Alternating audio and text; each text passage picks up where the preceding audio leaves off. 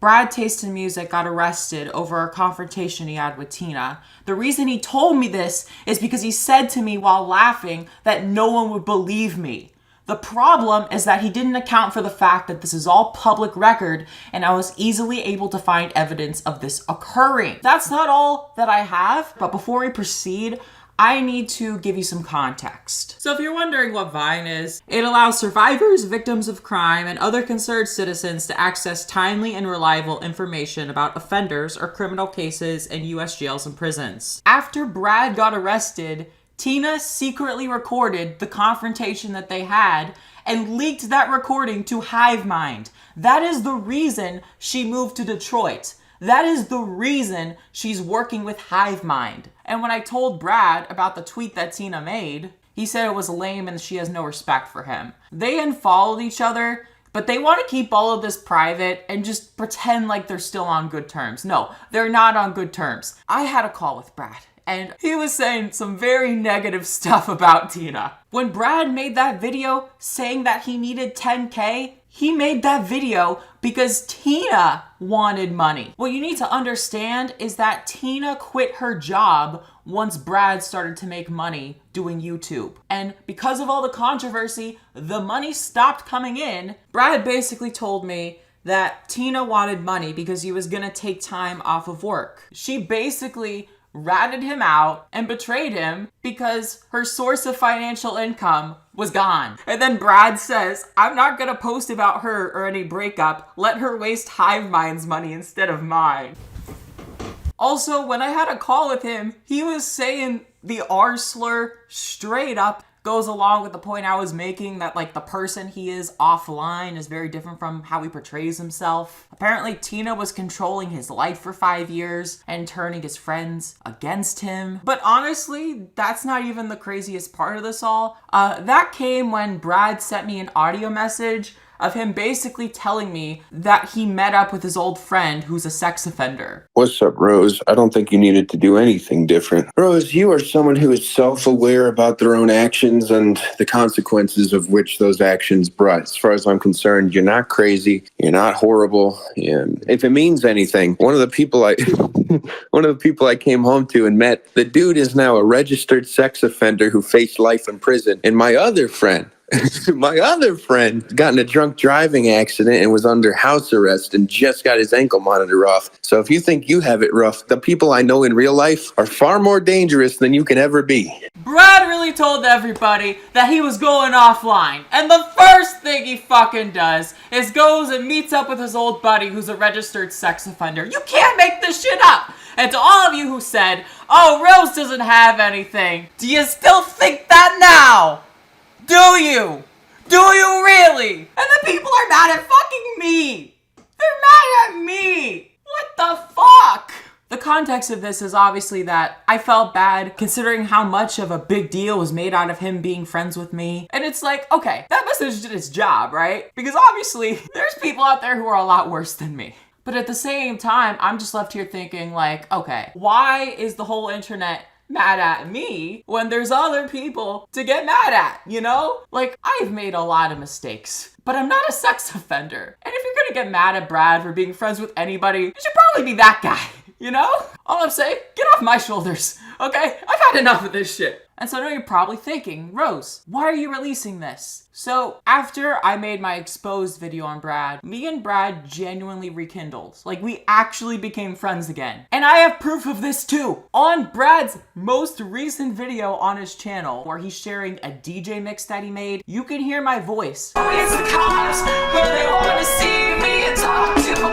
I sent him an unreleased song that I was working on, and he got really excited over us making a collab song together. You smell that, Rose? That's the undeniable scent of amazing music. In addition to that, you can go on Brad's publicchess.com profile, go to his recent games, and hey look, there I am! So yeah, now I know what you're thinking.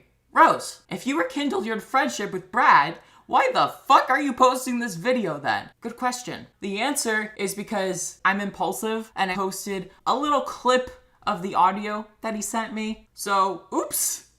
Oopsies. And at that point, I'm like, all right, well, I don't want people to speculate any further. Here's everything. Now, Brad is in rehab right now, so he is not watching this video. He is not watching your response videos where you rip off everything that I'm saying here. I see you, Turkey Tom. New Brad situation is crazy. Nah, I see you, fuckers. Yeah, so, basically what happened is we fully made up and, we became friends. And then I would, message him and he would, respond very weirdly.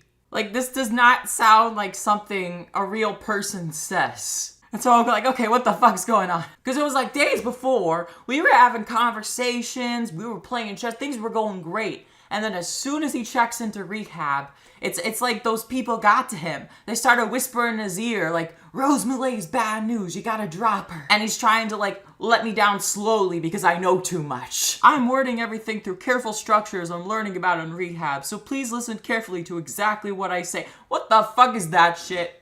What the fuck is that?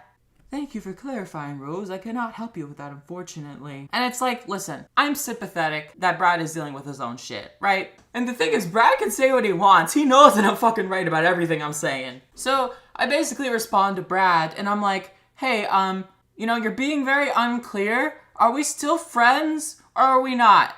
I basically say to him, listen, I understand that you're dealing with shit, okay? If you don't want to talk to me, that's fine. I'll talk to you when you get out of rehab. And then he fucking takes me saying that as some sort of manipulation. I'm just a very anxious person, right? He's giving me weird responses. I don't know if he hates me. So I'm like, hey, I just want to make sure that when we got our rehab and stuff, we're still gonna talk and be friends and stuff. And if we're not, just tell me openly, instead of whatever this weird shit you're doing. I say, I just interpreted that as, okay, you need some space at this time, and I get that, so I'm respecting that.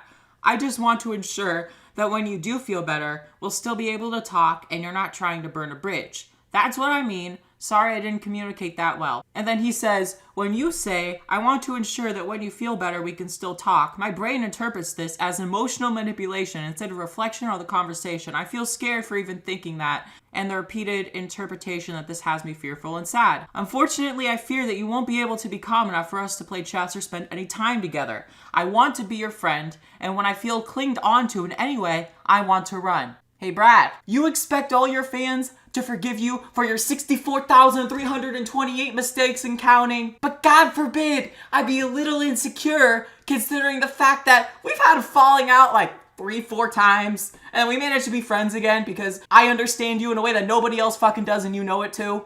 And then I reasonably get worried I wonder if this guy's gonna hate me again. But you can't take that. You can't handle that. And then you basically tell me, it's over. Dude goes to rehab for one fucking day and thinks he's pretentious and above everyone else's mental illness. No. And let's be honest, I'm a piece of shit for making this video. I feel like a horrible fucking person. But it's a huge weight lifted off of my fucking shoulders, okay? I suck with keeping things secret. I suck with personal information. And you know what? All this shit made me realize something. Brad was never a true friend. Whenever I reached out to him about my own mental health issues, he was never there or receptive, and he never reciprocated the support that I showed him when he was dealing with shit. And the reason I fucking tolerated that is because of the power and influence that he holds. If you're not gonna be there for me when I actually need it, if you're gonna fucking ghost me when I confide to you that I'm fucking suicidal because of all the harassment that you threw my way, I'm not just gonna fucking forgive you. And I don't know why I did. And listen, I don't like contributing to fucking dog piles. I hate that this is coming out at the time that it is. I will say though, maybe it's a good thing that it's coming from me because like Brad said, y'all won't fucking believe me. I mean, it's all true, but what does it fucking matter? Maybe it's better that I'm the one saying this shit. That way when Brad gets out of rehab, it's all fucking out there and it's all fucking discarded anyway. And in case you're wondering, this isn't me hating on Brad, okay? I hate Tina equally. In fact, I probably hate Tina more. Tina fucking hates my guts and I never spoke to her. I'm not gonna drag this out any longer. I'm just gonna give you the information and y'all can do with it whatever you will. All I'll say is, if you're friends with Brad, if you care about him, make sure he's doing okay. The last thing that I fucking want is for anything bad to happen. I just want to fucking get the shit off of my chest and be done with it. I don't wish bad on him. I just wish he'd stop being hypocritical. That's all. I warned Bradley of his problems, Did he listen? I just let this whole YouTube thing just completely consume me. And I've not been really giving time to the things that are important, like, you know, college. Fool me once, shame on you. Fool me twice, shame on me. Fool me 8 times, am I a f***ing idiot? I must be an idiot. So what's funny is with Rose, I know I did a video with her at some point. Controversial stuff happened, it ended up getting taken down. But I feel like just looking at how she's kind of interacted with me. As Brad keeps growing his channel, I can imagine that over time, people will start feeling the same way about him that they felt before about ARTV. It absolutely matters, sub count. Oh, that chick? Nah, don't worry about that. Look, that's a lot of drama. Literally none of it matters. Like, it is, like, 2 years old, still holding a grudge over essentially nothing. It's clout. That's what it is. You know? Like, you can agree with me here, right? It's literally not even worth addressing. I promise you. Another thing I want to mention is because everyone assumes that, you know, my thing with Bradley was just for clout. Bradley, we definitely had a falling out, and it was pretty public. And the thing that hurts me the most is, like, I've talked a lot to Bradley. Like, he knows the kind of person I am.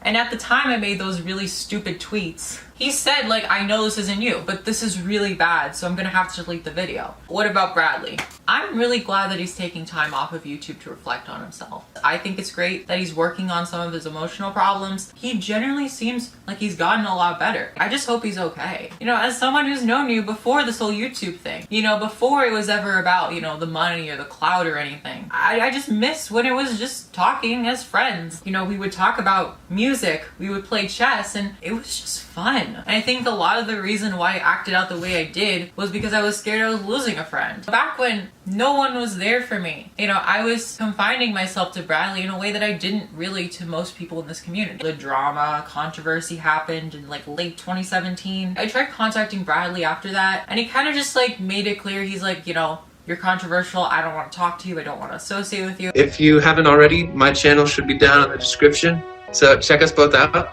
This is where I sign off. Yo, had a good time doing this. Peace. This is from Rose Mulet. The subscriber count impact the way that people view your content. And by the way, Brad said to me that he was okay with telling me this, knowing that this might get out eventually. I tried being nice to him.